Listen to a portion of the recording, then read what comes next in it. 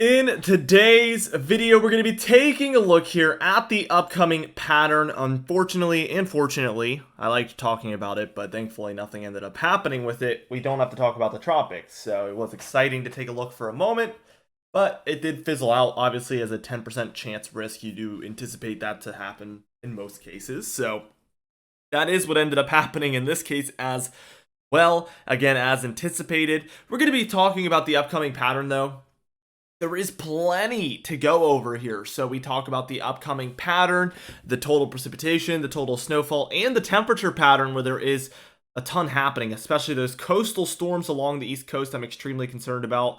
And then we're going to be seeing some flaring up of storms across especially the Central Plains, where we also need to talk about conditions over there becoming worsening, basically. And then the temperature pattern is going to be a roller coaster in itself, where we have this big warm up upcoming and then a big cool down coming afterwards. So plenty to talk about there. But firstly, I would like to talk about my other business, Trilogy Maps, where we have the most customizable, highest definition maps available anywhere on the internet. They are truly beautiful maps that you can use for making weather maps, historical maps, really anything you could ever need a customizable map for. We can basically provide that for you guys here at Trilogy Maps. You're going to want to check them out. We do have a 50% off discount going on right now store-wide for the springtime, and a 33% off discount code direct that you can use on top of that, which is a crazy deal you do not want to miss out on. So go ahead and check those out in the pinned comment and description down below. Let's just dive into things here. As you can see, by the time we're reaching this afternoon on Tuesday the 23rd, we do have some storminess still here for the southeast, and this is eventually going to become some of this coastal activity that we were talking about. And then we can see some of these storms across the Rockies and the plains for states like Texas, Oklahoma, into Kansas, and then we can see the Four Corner states dealing with some of this, and even up into the northern Rockies. So all of these areas of storminess are what we've been talking about for a few days now. And as we move towards Wednesday here on the 24th, we can see a couple of interesting things happening.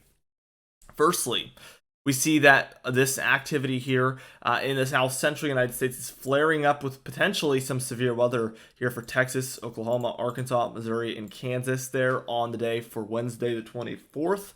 And then we see some of this coastal activity taking place around these areas here. So certainly something to watch out for. And then we can see for the northeast here that we do have this storm as well taking place up here. A bit of a cold front moving through. As we have these Arctic air masses moving in, this will be a bit of a common occurrence for sure. By the time we're reaching Thursday the 25th here, we can see that again we have another day with some of this severe weather potentially taking place for Texas, Oklahoma, Kansas, and Nebraska, as well as surrounding states. We do have a bit of an interesting storm system up here in the northwest, and it's going to be interesting to see if this ends up moving up into Canada, as a lot of them do, or if it moves down into the plains, like also a lot of them do. But that will determine who's going to be impacted, obviously, by this system.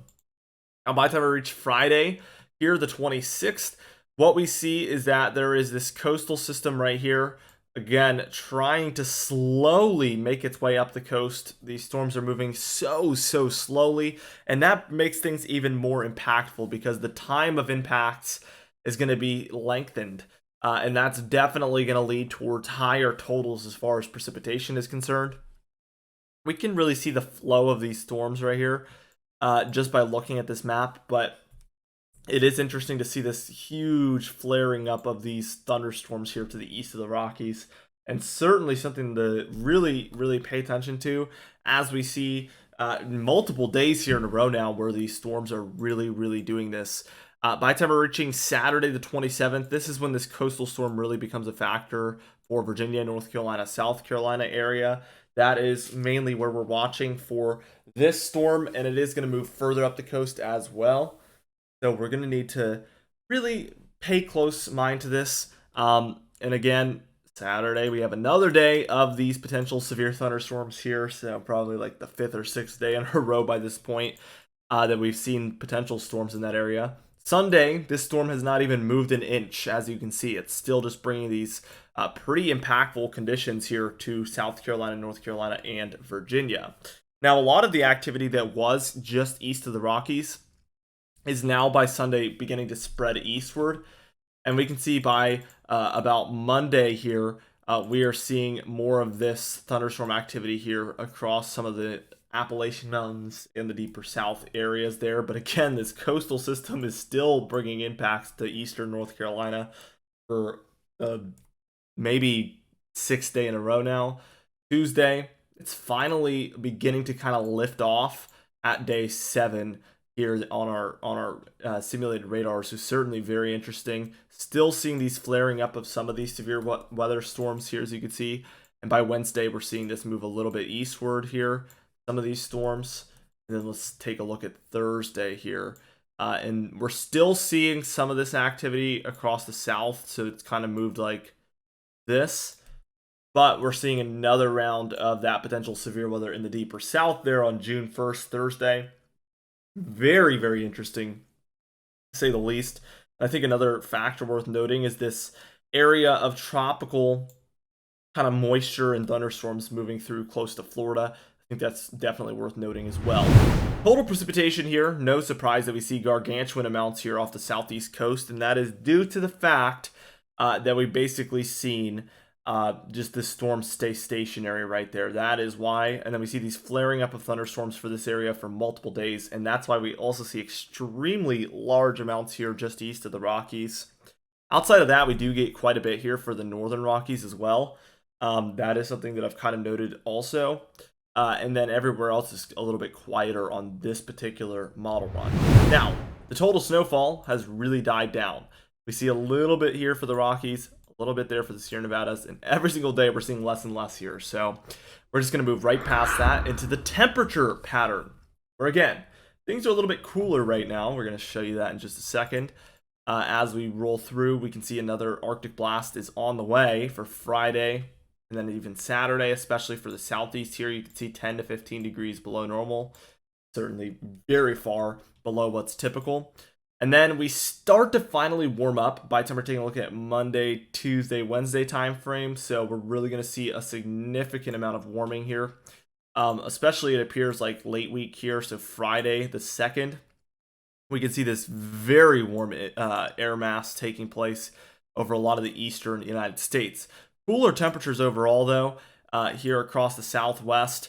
That is something that we're noting here. The Northwest is a bit warmer, but the Southwest has this kind of negative PNA. I know that looks like a positive, but a negative PNA down here. And that is certainly playing a role in bringing these warmer temps here for a lot of these areas. Very, very interesting. And as we reach the weekend, we see things are staying warmer, but the week after that, so starting the 5th and beyond, what we see is a significant amount of warming for the West. So potentially a positive PNA trying to establish itself here. And then we see some colder air kind of wrapping around all of this and working its way into this eastern portion of the nation again for kind of the first week of June time frame. So that is what we're taking a look at here.